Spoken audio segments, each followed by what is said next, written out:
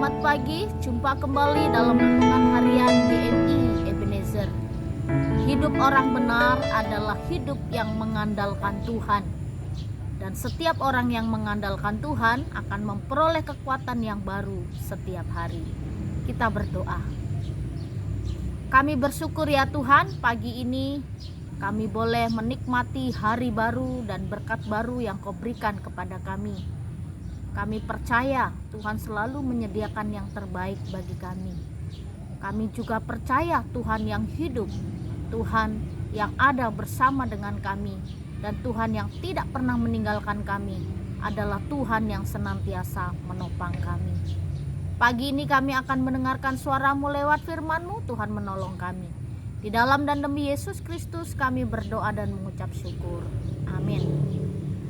Tema renungan kita pada pagi hari ini adalah Hari Pembebasan telah tiba. Di dalam kitab Keluaran pasal 12 ayat 40 sampai 42. Demikian bunyi firman Tuhan. Lamanya orang Israel diam di Mesir adalah 430 tahun. Sesudah lewat 430 tahun, tepat pada hari itu juga keluarlah segala pasukan Tuhan dari tanah Mesir. Malam itulah malam berjaga-jaga bagi Tuhan untuk membawa mereka keluar dari tanah Mesir. Dan itulah juga malam berjaga-jaga bagi semua orang Israel turun-temurun untuk kemuliaan Tuhan. Ini adalah satu peristiwa di mana ada tulah, 10 tulah yang Tuhan berikan kepada bangsa Israel, kepada bangsa Mesir, karena Firaun tidak memperbolehkan orang-orang Israel keluar dari tanah Mesir. Lalu Tuhan menumpahkan 10 tulah, dan tulah yang terakhir adalah anak sulung mati. Semua anak sulung yang di Israel mati, bukan hanya anak manusia, tapi seluruh anak binatang juga mati.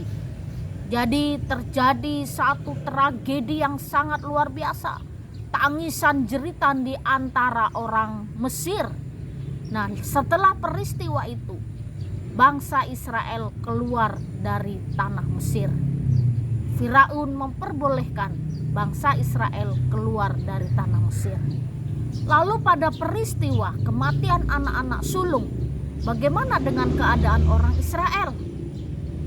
Malaikat mengatakan kepada bangsa Israel, sebelum tulah anak sulung mati di tanah Mesir, malaikat memberitahukan kepada bangsa Israel supaya mereka menyembelih anak domba. Darah anak domba mereka hapuskan di tiang rumah, sehingga ketika malaikat maut melihat darah anak domba, mereka tidak mengalami kematian. Tulah itu tidak bisa menyentuh mereka karena ada darah domba. Jadi dalam peristiwa itu semua keluarga-keluarga Israel tidak ada yang mengalami kematian anak sulung. Tetapi di keluarga-keluarga bangsa Mesir, mereka mengalami itu merupakan hukuman karena Firaun tidak memperbolehkan bangsa Israel keluar dari tanah Mesir.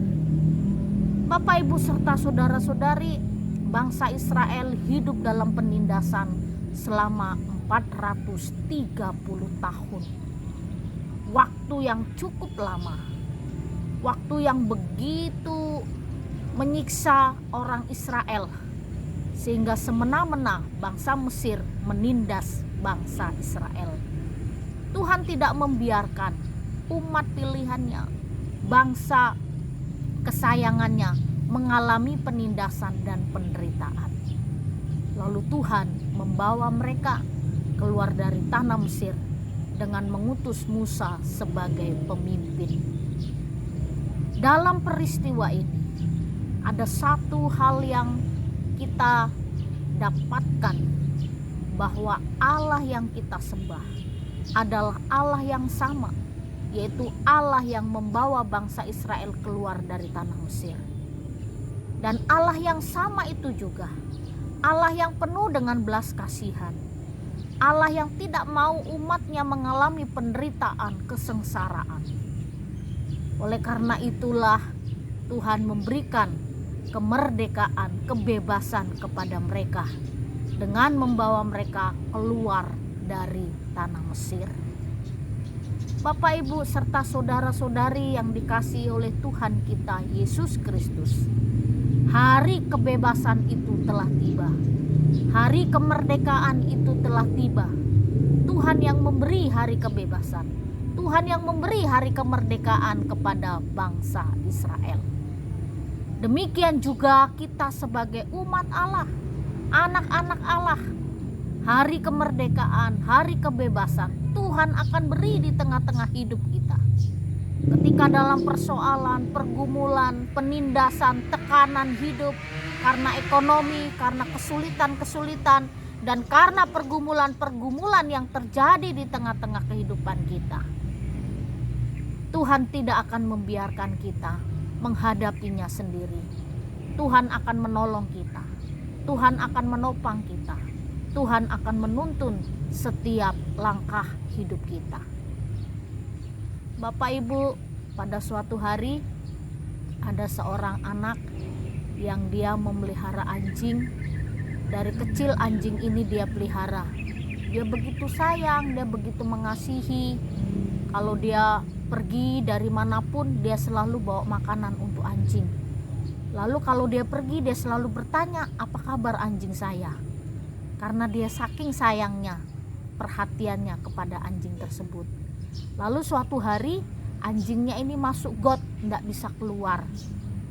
Lalu orang tidak tahu itu anjing siapa, orang tidak mau menolong. Lalu sang anak terus mencari kemana anjingnya setengah hari nggak pulang. Lalu ketemulah got itu, dia dengar suaranya, lalu dia tahu anjingnya masuk got. Lalu dia bantu keluar. Begitu senangnya sang anjing. Wah, kemanapun sang anak ini pergi, dia ikuti terus. Jadi sang anjing bisa dibantu dari kesulitannya. Dia merasa senang. Sampai hari ini anjing sudah besar, anak juga sudah besar, tapi tetap ikut dan tetap setia kepada sang anak. Ini merupakan gambaran satu cerita bagaimana Allah memelihara umatnya. Allah yang maha kuasa, Allah yang memiliki alam semesta ini, begitu menghargai kita sebagai ciptaannya dan juga sebagai anak-anaknya. Lalu dalam kehidupan kita seringkali menghadapi kesulitan, persoalan, pergumulan silih berganti. Tapi Tuhan tidak akan membiarkan kita. Tuhan selalu menolong, Tuhan selalu mencari. Seperti dalam perumpamaan 99 domba dia tinggalkan, dia cari satu domba yang tersesat. Demikianlah kasih Allah kepada kita, begitu besar, begitu luar biasa. Tulah ke-10 anak sulung mati Tuhan punahkan, Tuhan tumpahkan bagi bangsa Mesir supaya bangsa Israel keluar dari tanah Mesir. Itu juga menunjukkan bahwa Allah orang Israel adalah Allah yang maha kuasa. Demikian juga dalam kehidupan kita. Kita harus terus memiliki keyakinan bahwa Allah akan menolong, menopang, menuntun kita untuk kita tetap memiliki kekuatan melewati setiap pergumulan hidup. Biarlah firman Tuhan pagi ini memberi kekuatan kepada kita bahwa Tuhan selalu memberi kebebasan, kemerdekaan, sukacita, dan damai sejahtera di tengah-tengah hidup kita. Kita berdoa. Kami bersyukur ya Tuhan, karena Engkau adalah Allah yang hidup, Allah yang melihat, Allah yang memperhatikan, Allah yang mengerti keadaan kami, Allah yang mengerti kesulitan kami. Kami percaya Engkau bukan hanya mengerti, tapi Engkau juga memberi jalan keluar.